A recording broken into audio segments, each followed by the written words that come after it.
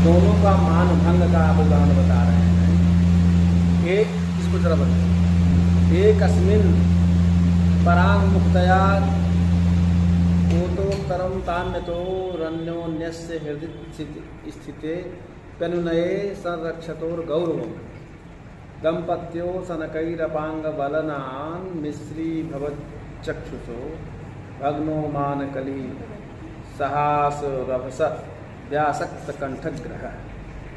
ये है ना? हैं? अच्छा, तो कहा कि देखो यहाँ पर एक ही सैया पर नायक नायिका विमुख होकर के एक दूसरे से नाराज हैं, लेकिन विमुख होकर के चुपचाप लेटे हुए हैं। भाई एक अस्मिन सैने परांग मुक्तया, मतलब विपरीत दिशा में लेटे हुए हैं। जो वो तो कर्मतान में तो रण्योन्यस्य हृदय स्थिते अनुनये संरक्षतोर गौरव, मतलब एक ही सैया पर दोनों चुपचाप विमुख होकर के समागम की इच्छा, एक दूसरे से समागम की इच्छा करने वाले, लेकिन परस्पर अपने मन में अनुनय की इच्छा रहने पर भी, लेकिन गौरव एक अंदर से होता है ना कि हमारा गौरव कम न हो इनसे, गौरव की रक्षा करते हुए समझ रहे हैं ना?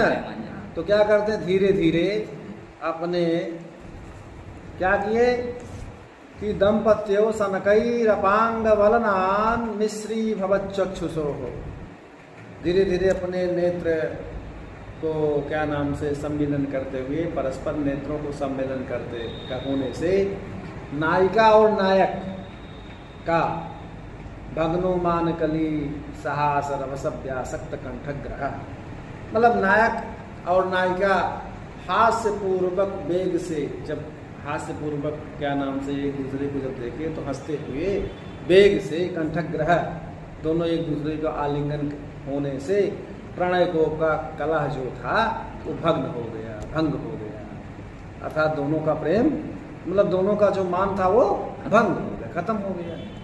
समझ रहे हो ना? तो ये नायक और नायिका के मान भंग का उदाहरण है।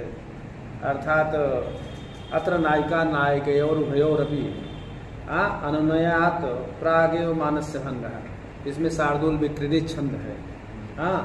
अब क्या है, ईर्ष्या मान, ईर्ष्या कहा पतिव्रन्य प्रिया संगे दृष्टे थानु प्रिये श्रुते ईर्ष्या मानो भवेत स्त्रीणाम तत्र तो निमित्त स्त्रीधा। कहा कि ईर्ष्या मान क्या है, पत्युरन्य प्रिया संगे, पति क्या दूसरी प्रिया के आसक्ति को देखने पर, कोई स्त्री अपने पति को दूसरी प्रिया में आसक्ति जब देखती है तो ऐसा अनुमान करने पर अथवा किसी के द्वारा सुनने पर कोई बता दिया कि आपका पति उनसे ऐसे बात कर रहा था, तो स्त्रियों को जो है ईर्ष्या का मान होता है, उनसे एक दूसरे के प्रति ईर्ष्या होती है। कहते हैं ना कि आपका प्रेमी उनसे क्या नाम से इस तरह की वो कर रहा था, तो सुनने पर भी ईर्ष्या होती है। और क्या होता है, कहा कि वह ईर्ष्या मान तीन तरह से होता है। ईर्ष्या का मान कितने प्रकार से होता है? तीन प्रकार। कहा उत्स्वप्नायित भोगांक गोत्रस्खलन संभवा, कहा उसमें स्वप्न में भी होता है कि जैसे कोई दूसरी प्रिया है, उसके साथ क्या नाम से उसका प्रिय जो है अगर उत्कीर्तन से दूसरी स्त्री के उत्कीर्तन से उपभोग के चिन्ह इत्यादि के द्वारा कोई ऐसा चिन्ह उसमें मिले जो उपभोग के चिन्ह दिखाई दे। और क्या होता है, अपने नाम के बदले दूसरी प्रिया का नाम अगर वह ले लेता है तब भी इस प्रकार का क्या नाम से उसको बड़ी ईर्ष्या होती है। अगर मान ली भूल से किसी दूसरे का नाम निकल आया तो जान मार देगी, ठीक है कि नहीं? फिर देखिए खेल। तो इस प्रकार तीन प्रकार का अनुमान होता है। ईर्ष्या मान में तीन प्रकार के अनुमान होते हैं कि कहते नहीं है ना कि तुम दिन को अगर रात कहो तो हम रात कहेंगे, तुमको जो पसंद है वही हम बात करेंगे। समझ रहे? तुम अगर दिन को अगर रात कहो तो हम रात कहेंगे, तो दिन को तो दिन कहना चाहिए, लेकिन अब उसकी प्रसन्नता के लिए वो दिन को रात कहे गाना बना है। तो अगर दूसरे से भी नाम अगर भूल से भी निकल गया तो कहेगा अच्छा वो कौन है, तो फिर देखिए फिर से फिर आप लाख सफाई देते रहिए, बोलत बने बगावत ना, फिर उसमें बड़ी दिक्कत हो जाती है। ऐसा लोगों का अनुभव होगा जो भी, ऐसा शास्त्र का अनुभव। जी व्यवहार में तो आप लोगों का क्या अनुभव आप जानते, लेकिन हम शास्त्रों की बात कर रहे हैं। शास्त्र में इस तरह के अनुभव बताए गए हैं और लोग में होते ही हैं इस तरह। हाँ? एक आदमी कहा कि नहीं विवाह हुआ है तो बारात गए हैं, तो बारात जाने से भी विवाह का अनुभव रहता हो है, जाता है, शादी होने से नहीं होता, नहीं होता है। तो जाने का भी अनुभव होता है? समझ रहे हो ना? जी अब देखिए, पति का दूसरी प्रिया में आसक्ति के दर्शन से भी देखिए क्या ये उदाहरण दे रहा है। तत्र दृष्टे यथा विनियत सुदिशो दिशो परागम प्रणयी को कोसुम कोसुम आनन अनिलयन तदेत युवतेर अभीक्षणम अक्षणार्द्वयमपि रसरजोभिरापूपुरे संभोग चिन्ह नानुमिते यथा। यहाँ देखिए वो बता रहा है कि नायक का अन्य प्रिया के नेत्रों में जो अन्य प्रिया के द्वारा जो नेत्रों में फूल के पराग, जब अन्य प्रिया के साथ आप संसर्ग करते हो तो उसके जो पराग कण हैं, कुछ उसके द्वारा संसर्गित जो कण हैं, विनय सुविशो सिद्धो परागम प्रणयन कोसुम मानन अनिलयन अनिलयन अनिल हवा।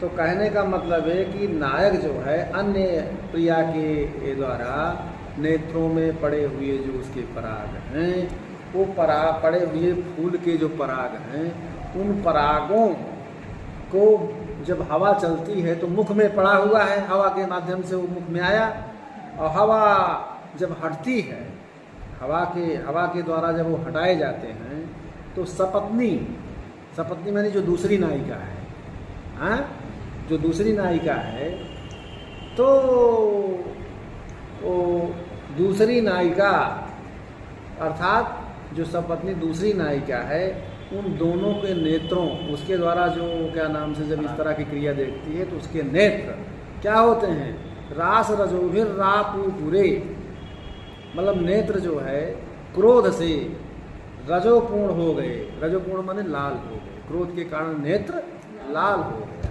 समझ रहे हो नहीं? रापूपुरे मतलब क्रोध से पूरा नेत्र लाल हो गया, पूरा नेत्र एकदम लालमय हो गया। तो यह कहाँ का श्लोक है? शिशुपाल वध का है। समझ रहे हो ना? अत्र पत्यो अन्य प्रिया संगे दृष्टे नायिकाया ईर्ष्या माना है। ऐसा जब कोई स्त्री किसी अपने प्रिय पात्र को दूसरी स्त्री के संग इस तरह के व्यवहार को देखती है तो ईर्ष्या रूपी मान होता है कि नहीं? नव नख पदमंगम गोपयस्यं सुखेन स्थगयति पुनरोष्ठम पाणिना दंत दृष्टम प्रतिदिशमपर स्त्री संग संसी विसर्पम नव परिमल गंधा केन सख्यो वरातु। कहा कि देखिए, चोर कितना भी चोरी करे, अपनी कितनी सफाई से चोरी करे, लेकिन अपनी चोरी में कुछ ऐसी चीज़ छोड़ देता है जिसके कारण वो पकड़ लिया जाता है। क्या करता है? पकड़ लिया जाता है। किसने कुछ किया है, चोरी किया है, तभी पकड़ा जाता है। ठीक है? तो यहाँ पर संभोग के चिन्ह से संभोग का चिन्ह, संभोग करके कोई नायक अगर आता है तो उसके कुछ चिन्ह उसमें लगे होते हैं, जिसके चिन्ह से वो अनुमान किया जाता है कि उसने ऐसा काम किया है। उसके द्वारा जो ज्ञान होता उससे जो ईर्ष्या होती है, उस तरह की ईर्ष्या के मान का उदाहरण बता रहे हैं। कहा कि देखिए, नवनख पदमंगम गोपयस्य सुकेन स्थगयसि पुनरोष्ठम पाणिना दंत दष्ट।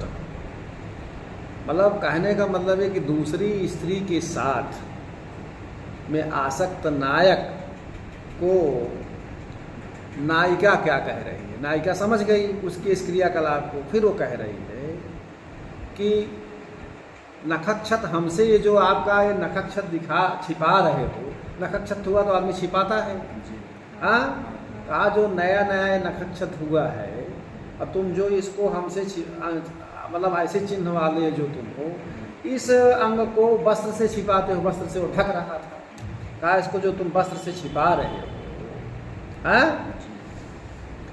और दशनक्षत होता है, हैं?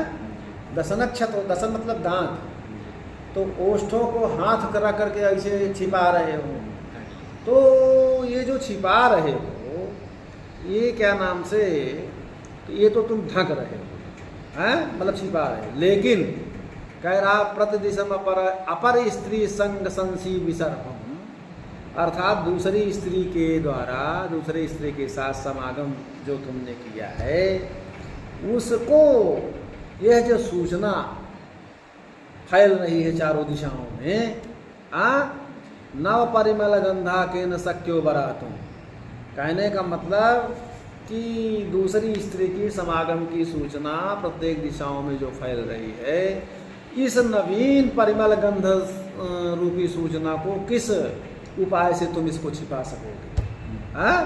अर्थात इसको तुम नहीं छिपा, वस्त्र से तो तुम इसको छिपा लोगे, उंगली से इसको छिपा लोगे, ये सब तो तुम्हारा छिप जाएगा, लेकिन जो दूसरी स्त्री के साथ ये जो वातावरण में सब परिमल या आपकी हवाएं फैल रही हैं, इसको आप किस माया से छिपा पाओगे?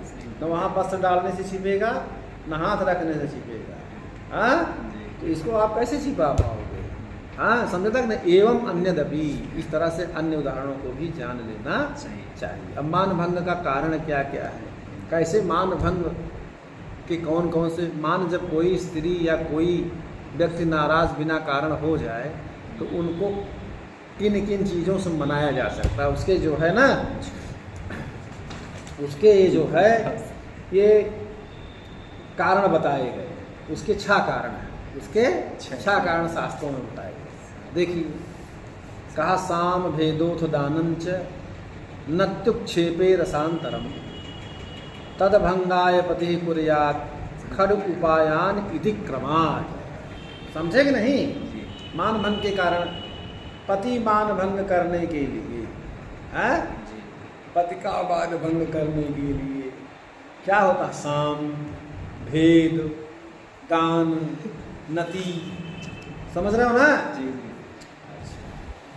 और उपेक्षा, नति माने नमस्कार, और उपेक्षा और रसांतर, इन 6 उपायों को क्रम से करें। समझा कि नहीं? दूसरी के लिए, हाँ, मतलब स्त्रियों के लिए स्पेशल बताया गया है ना ये, दोनों के लिए, जहाँ जैसे चले वैसे। भाई नाराज तुम ही थोड़ी हो सकते हो, नाराज तो कोई हो सकता है, दोनों हो सकते हैं। स्त्रियाँ ज़्यादा हो सकती हैं, पुरुष कम होते हैं, ये सब माया स्त्रियों में ज़्यादा होती है। तो मतलब होता है, मेरा अनुभव नहीं है, लेकिन शास्त्र का अनुभव, तो जो अनुभव है वो बता रहा हूँ। तत्र प्रियवचा सामम साम, तत्र प्रियवचा साम भेदस तत् सख्युपार्जनम दानम व्याजेन भूषादे साड़यो पतनम नरति। कहा साम क्या है? कहा कि प्रियवचा साम, प्रिय वचन को साम कहते हैं। पहले तो जब नाराज हो नायक या नायिका तो उसको मीठी मीठी बातों से मनाना चाहिए। ये क्या है? साम। तो पहले क्या है? साम। पहले बच्चे भाई कुछ होता, पहले छात्रों को भी समझाया जाता है, ठीक है ना? उसके बाद क्या है? जब मीठी बातों से न समझे तब भेद, तब क्या होता है? भेदस तत्सख्युपार्जनम, प्रिया की सखी को अपनी ओर करने को क्या कहते हैं? वो नाराज है तो उसकी सखी है, उसको अपनी ओर बुलाते हैं तो उसको देखेगी, सोचेगी कहीं हमसे वो तो भेद डालेगा, तब फिर सोचेगी कि वो ना वो कर पावे, हम अच्छा मान जाए, अभी थोड़ा ही गधा खेत खाएगा। समझ रहे हो नहीं? जी जी। तो भेद के द्वारा मनाना, ठीक? ये भेद है, ये नीति है। दानम ब्याजेन भूषा दे, दान करना चाहिए। दान से क्या है, कहा दान वो चीज़ है जो बड़े बड़े क्या नाम से पिघल जाते हैं, क्या बहाने से भूषण आप देने को दान कहते हैं। किसी बहाने इत्यादि से उसको जो प्रिय हो, भूषण, हार, बाली, जो झुमके, कंगन, जो भी, मतलब उसको क्या नाम से देने को क्या कहते हैं, दान। और उससे भी जब न माने तब पादयो पतनम नति, हाँ, पैर पर गिर जाना कि भैया बड़ी गलती हुई, अब ऐसा नहीं होगा, अब नहीं इस तरह से, हाँ, ठीक है। अब उसके बाद और क्या है, अब जब इससे ही न माने तो सामादव तू परीक्षीणे स्यादुपेक्षावधीरणम, कहा कि साम आदि उपायों से यदि आप निष्फल हो गए, इन सब उपायों से अगर आप निष्फल हो जाते हैं तो उसकी अवज्ञा करना, माने उपेक्षा करना, हाँ, फिर उपेक्षा करना, ठीक है ना। कहा कि रभसत त्रास हर्षादे को भ्रंशो रसांतरम, कहा कि अभी देख लिए। और उसके बाद रसांतर अर्थात घबराहट, भय, हर्ष माने प्रसन्नता आदि से क्रोध की हटाने को क्या कहते हैं, रसांतर कहते हैं। ये 6 उपाय हैं मानभंग के, 6 कारण बताए गए। अच्छा कारण है कि नहीं, हाँ, इसमें न कोई आ ही जाएगा, मतलब ये हमारे शास्त्रों में व्यवस्था है। अब देखिए, नो चाटु श्रवणं कृतम इत्यादि अत्र सामादयः पंचसूचिताः रसांतरम ओह्यम, समझे। अच्छा, ये देखिए इसमें दिखाया गया है कि नो चाटु श्रवणम कृतम, यहाँ पर साम आदि 5 उपाय दिखाए गए, इस श्लोक में 5 उपाय दिखाए गए हैं। और रसांतर का उदाहरण अन्यत्र कहीं पर आप ऊह लेना, मतलब जान लेना, शास्त्रों में बताए गए। अकलमंदे इशारा काफ़ी, ठीक है ना, तो ये सब जान लेना चाहिए। अब आगे है कि प्रवास क्या है। प्रवास माने दूर रहना, तो प्रवास किसे कहते हैं ये बता। प्रवासो भिन्न देशित्वम कार्याच्छापाच्च संभ्रमात् तत्रांग चेल मालिन्य मेघवेणी धर्म शिरः निश्वासोच्छ्वास रुदित भूमिपातादि जायते। कहा कि जब प्रिय का, नायक इत्यादि का, अपने प्रिय का, नायिका के प्रिय इत्यादि का जब क्या नाम से प्रवास होता तो उसमें क्या क्या है, कार्य कैसे होता है, किसी कार्यवश लोग प्रवास में जाते हैं, हाँ, या सांप इत्यादि के द्वारा, इसे यक्ष को क्या नाम से, हाँ, सांप हो गया था। अत्वरा के कारण भिन्न देश में रहने को प्रवास कहते हैं, समझ रहे हो ना। कार्य, सांप, त्वरा आदि के कारण में भिन्न देश में, अलग अलग देशों में रहने को प्रवास कहते हैं। उसमें क्या क्या होता है, जब वो प्रिय पात्र प्रवास में होता तो क्या करना चाहिए, कहा उसमें अंगों और वस्त्रों में मलिनता होती है। चूँकि स्त्री श्रृंगार तब कहती जब उसका प्रिय पात्र होगा, जब वो नहीं रहता है तो उसके अंग और वस्त्र में मलिनता रहेगी। सिर में दो चोटी नहीं, एक चोटी बांधती है। ध्यान रखो कि जब उसका प्रिय पात्र विदेश में है या दूसरे देश में है तो एक चोटी बांधती है, तो उससे जान लेना चाहिए कि इसका प्रिय पात्र यहाँ नहीं है, वहाँ है। इसका गलत फायदा नहीं लेना चाहिए। माने एक ये जान लेना चाहिए कि एक चोटी वाली है तो इसका प्रिय पात्र नहीं है, हाँ, तो मतलब दूसरे देश में। लेकिन आजकल उसका दूसरा रूप लेने लगेंगे कि चलिए, हाँ, कि नहीं है तो ठीक ही है। तो अब दूसरी चीज़ निश्वास, उसमें निश्वास, जोर से श्वास लेना, उच्छ्वास लेना, रोना और जमीन पर गिरना इत्यादि कार्य होते हैं। निश्वासोच्छ्वास, रुदित भूमिपात आदि जाए थे, इस तरह से भूमि पर पतन इत्यादि कार्य देखते हैं। अंगों में संस्कार का अभाव होता है, जैसे मान लीजिए वैसे ऊँटों में लाली इत्यादि सब लगाते हैं ना, ताप, पांडुता और दुर्बलता इत्यादि हो तो अंगे स्वशिष्ठोम तापा पांडुता कृष्ता रुचि अधृति स्यादनालंबस तन्मयोन्माद मूर्छना। अधृति मन धैर्य नहीं होगा, अनालंबनता होगी, तन्मयता से उन्माद होगा, मूर्छा इत्यादि होंगे, मरण इस प्रकार यहाँ पर क्रम से काम के 10 प्रकार की 10 अवस्थाओं को जानना चाहिए। समझ रहे हैं कि नहीं? काम के 10 प्रकार की अवस्थाओं को जानना चाहिए। समझ रहे हो नहीं?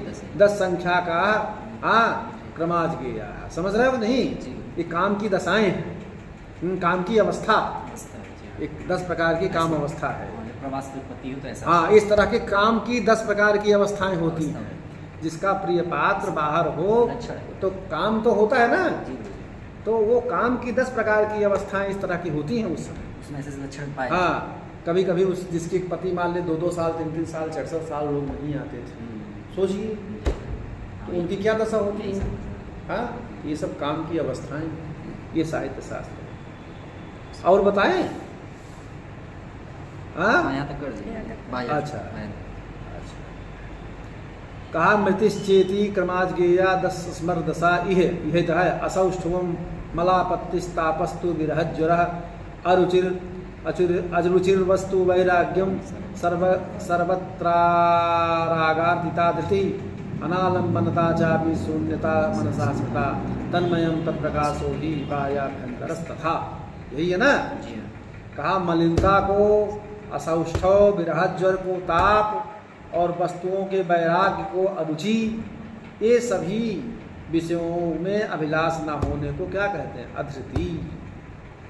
मन की शून्यता को अनाम्लानता, नायिका व नायक के निरंतर भावना से बाहर और भीतर प्रकाश होने को तन्मय कहते हैं। उसमें उन्माद और मूर्छना होती है। बाकी ये सब है, ये है स्पष्ट से सम स्पष्टम। हाँ, अच्छा, आगे